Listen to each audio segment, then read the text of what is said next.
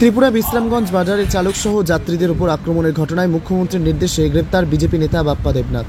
ত্রিপুরা মুখ্যমন্ত্রী ডাক্তার মানিক সাহার নির্দেশে সিপাহীজলা জেলা বিশ্রামগঞ্জ দেওয়ান বাজারে প্রকাশ্যে রাস্তার গাড়ি চালক সহ যাত্রীদের উপর আক্রমণের ঘটনায় মূল অভিযুক্ত বিজেপি নেতা বাপ্পা দেবনাথকে আগরতলার একটি হোটেল থেকে গ্রেপ্তার করল আগরতলা পশ্চিম থানার পুলিশ। অভিযুক্ত বিজেপি নেতা বাপ্পা দেবনাথকে গভীর রাতে বিশ্রামগঞ্জ থানার পুলিশ হাতে তুলে দেয় আগরতলা পশ্চিম থানার পুলিশ। উক্ত মামলায় তার সাথে জড়িত বাকি অভিযুক্তদের দ্রুত গ্রেপ্তার করতে তল্লাশি জারি রেখেছে। তবে এক্ষেত্রে অভিযুক্তদের দ্রুততার সাথে গ্রেপ্তার করতে তালবাহানা করছে বিশ্রামগঞ্জ থানার পুলিশ। কারণ একাংশ অভিযুক্তদের বাবা কাকা শাসক দল বিজেপির রামাবলী গায়ে দিয়ে বিশ্রামগঞ্জ বাজার এলাকায় দাপুট খাটিয়ে চলেছেন। গ্রেপ্তার হওয়া অভিযুক্ত বিজেপি নেতা বাপ্পা দেবনাথের বাবা মানিক দেবনাথ বর্তমানে পিডব্লিউডি দপ্তরের একজন কর্মী। অভিযুক্ত বিজেপি নেতা বাপ্পা দেবনাথকে শনিবার পুলিশ রিমান্ড চেয়ে বিশালগড় মহকুমা আদালতে সোপর্দ করা হয়েছে জানিয়েছে পুলিশ। ত্রিপুরা থেকে বিক্রম কর্মকারের report, crime press Bengal news.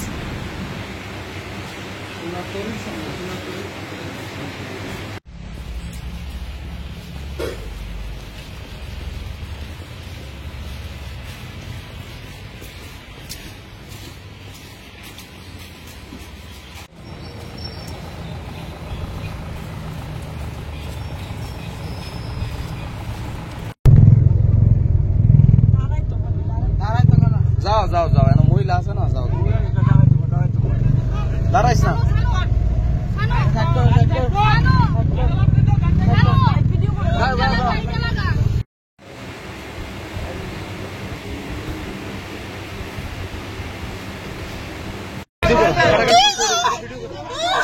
বাইকের নাম্বার দিল, সুইটি বাইকের নাম্বার দিল,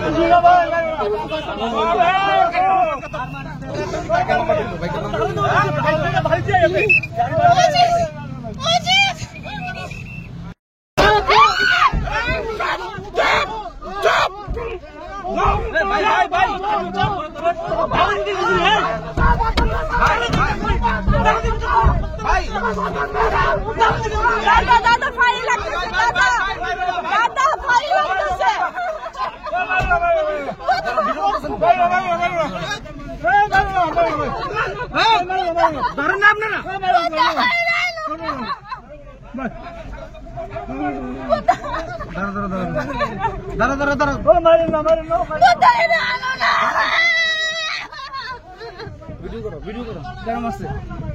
শেষ তো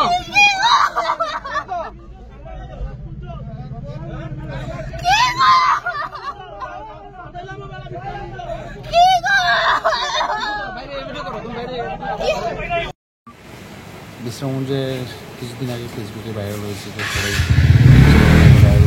সবাই দেখতে পেয়েছে যে একটা পরিবার তারা মাতার বাড়িতে যাওয়ার সময় বিশ্রামগঞ্জ বাজারে তাদেরকে নিগৃহীত করা হয়েছিল, মারামারি হয়েছিল। তো এই কেসে এই ব্যাপারে একটা বিশ্রামগঞ্জ থানাতে মামলা হয়েছে। উক্ত মামলাতে আজকে একজনকে আটক করা হয়েছে। তার নাম বাপ্পা দেবনাথ, বাবার নাম রাম মানিক দেবনাথ, বাড়ি বিশ্রামগঞ্জ। এর সাথে কি আর কেউ রয়েছে? আছে অন্যান্যরা এখনো পলতা গেছে, আমরা করতে হচ্ছে।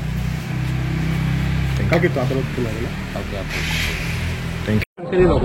এগুলো নিয়ে আমাদের আলোচনা চলছে। নিশ্চয়ই দিল্লির থেকে আমাদের যেখান থেকে আমাদের সেন্ট্রাল গভর্নমেন্ট থেকে যা যা নির্দেশ থাকবে আমরা সেটা মানতে পারব। আচ্ছা, বিশ্রামগঞ্জ বা বিশালগড় এই জাতীয় সড়কে বারবার অভিযোগ উঠে আসছে, বিভিন্ন গাড়িতে অতর্কিত আক্রমণ হচ্ছে, ল অ্যান্ড অর্ডার নিয়ে অভিযোগ হচ্ছে, কি বলবো? আমি একটা কথা বলবো, দেখুন আমার সত্যি খুব পীড়া দেয় এই বিষয়গুলো যখন দেখি এটা মানে কিছু কিছু লোক মানে নিজের মস্তিষ্ক ঠিক না রেখে যেভাবে হামলা করে, এটা নিশ্চয়ই আমাদের মানে আমরা সেটাকে সাই দেব না। পুলিশ কিন্তু কাজ করে, পুলিশ কিন্তু ইমিডিয়েটলি অ্যাকশন নেয়। সেই জায়গায় আমরা এর আগেও বিশ্রামগঞ্জে একটা ঘটনা হয়েছে, প্রায় 17 জনের মতো অ্যারেস্ট হয়েছে। তো এখন কেউ যদি করে আপনি কোথায় কোথায় আপনি আটকাবেন?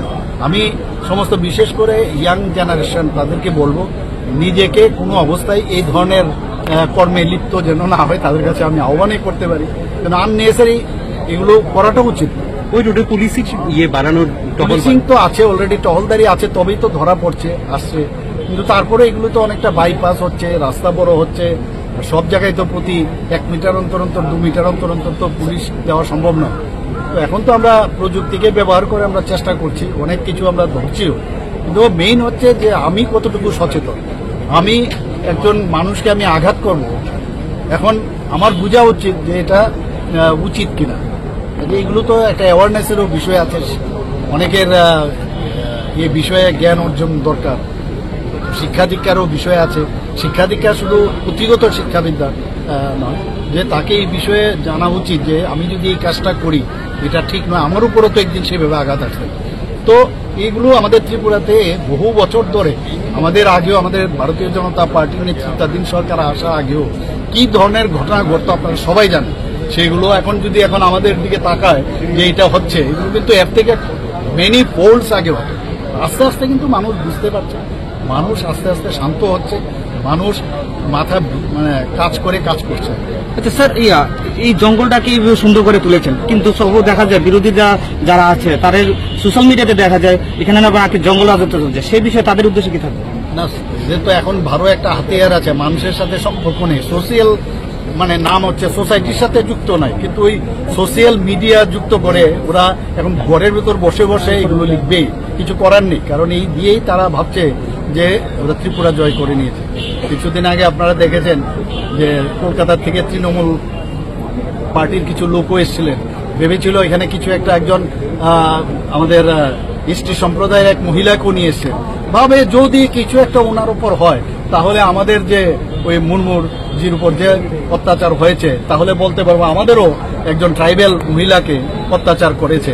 তো এই ধরনের এগুলো এদের যে কি বলবো, ওদের মানসিকতার পরিচয় কিন্তু এগুলোতে দেয়। কিন্তু আমরা কিন্তু আলটিমেটলি এমনভাবে আমরা হ্যান্ডেল করলাম, হ্যান্ডেল উইথ কেয়ার, যে ওনারা যে উদ্দেশ্য নিয়ে এসছে সেই উদ্দেশ্য কিন্তু সফল হলো। উস্কানির জন্য এসেছিল আর কি, ওরা তো সবসময় এইভাবে করে, আবার ইলেকশনের সময় আসবে ওরা। তো আমরা জানি হাউ টু হ্যান্ডেল, আমরা দ্যাট উই হ্যাভ ডান। থেকে কিছু পরীক্ষা জাতীয় ফিট পরীক্ষা বাড়ানো হচ্ছে, এই নিয়ে বিভিন্ন ছাত্র সংগঠনগুলো খুব দেখেছি। না দেখুন, যখন প্রয়োজনের স্বার্থে তো এগুলো করতেই হয়, সবসময় তো এত আমাদের প্রাইস ইন্ডেক্সও বাড়ছে, তো নিশ্চয়ই মধ্যশিক্ষা পর্ষদ এগুলো চিন্তা ভাবনা করে করছেন এবং আহামরি কিছু বাড়ায়নি অনেক বছর। এবং আমি যা দেখলাম টিভির মধ্যে, উনি বলেছেন পর্ষদের তরফ থেকে যে এটা কিন্তু অন্যান্য জায়গার তুলনায় অনেক কম। Speaking about the tribal development, yesterday